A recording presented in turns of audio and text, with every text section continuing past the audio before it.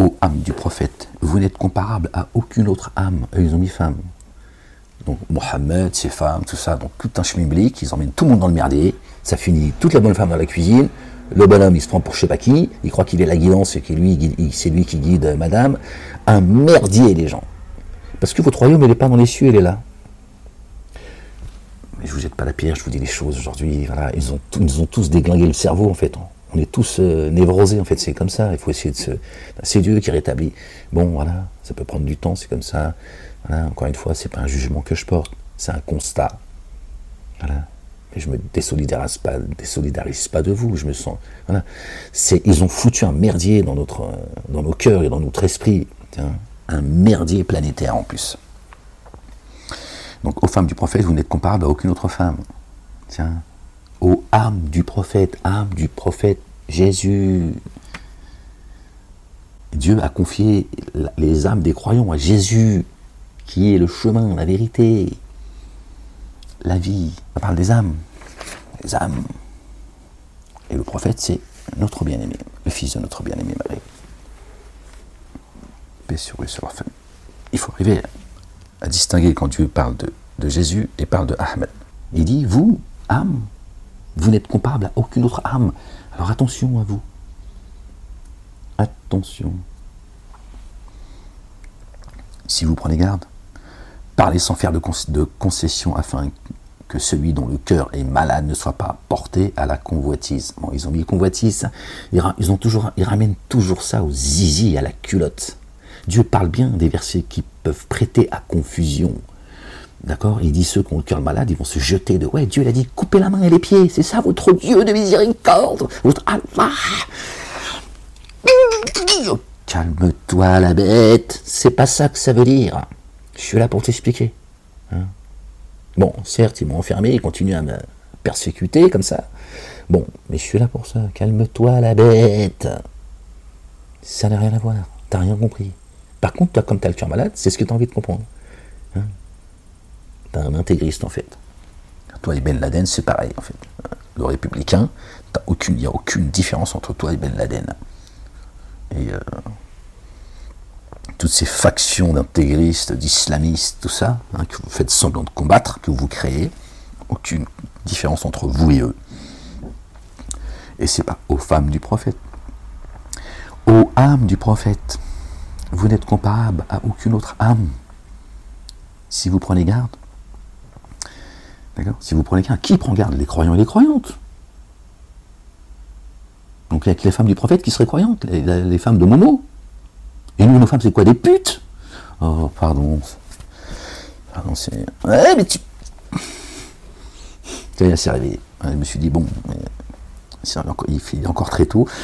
C'est arrivé, ça va foutre le bordel, on va finir la lecture, parce qu'elle va vous emmener encore dans des trucs de semer la confusion, c'est là. C'est mon épouse, hein, mon double, ma compagne, quoi, si tu veux. Ça, elle est arrivée. Je sens qu'elle est arrivée. Elle est là en pleine forme, en plus, cette conne. Ouais, une connasse. Ouais, je l'aime bien, tu sais bien que j'aime bien les connasses. Je sais pas pourquoi, c'est comme ça. Ô femmes du prophète, vous n'êtes comparable à aucune autre femme. Ô âme du prophète, vous n'êtes comparable à aucune autre âme. Si vous prenez garde, parlez sans faire de concession afin que celui dont le cœur est malade ne soit pas porté à la convoitise. D'accord? À la corruption, en réalité, tu vois. Tu vois. Au déséquilibre, d'accord? Alors tenez un propos reconnu convenable. Donc qui prend garde? D'accord? Comme on disait, que les femmes de Mahomet? C'est une blague ou quoi? C'est une blague, c'est ce qu'on en a à foutre, nous, en fait. Je te le dis. On a à foutre, moi, de Zoubida, en fait. C'est pas Zoubida qui va m'amener sur le chemin de la droiture. Qu'est-ce que c'est que ces histoires, en fait?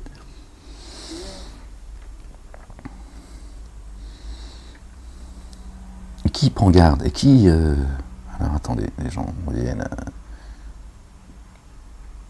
Non, j'en veux aux mosquées, en fait. Excusez-moi, les gens. Qui tuent ces criminels. Le destin de millions de gens, de milliards de gens depuis des décennies. Alors, tenez un propos reconnu convenable. Un propos reconnu convenable, celui de Dieu. Ok?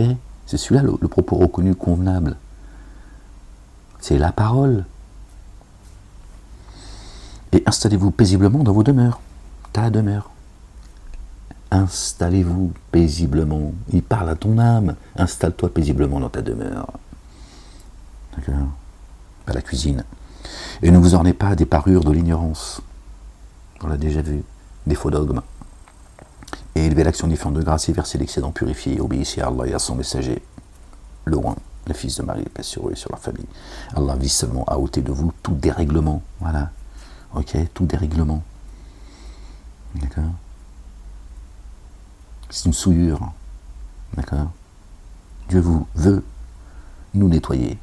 D'accord? De cette souillure. Vous les affiliés de la maison. Vous les affiliés de la maison. Israël. Les bannis Israël. Et vous purifiez entièrement. D'accord?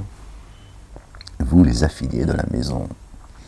Et rappelez-vous les signes d'Allah, le Dieu, et la sagesse qui sont communiqués dans vos demeures.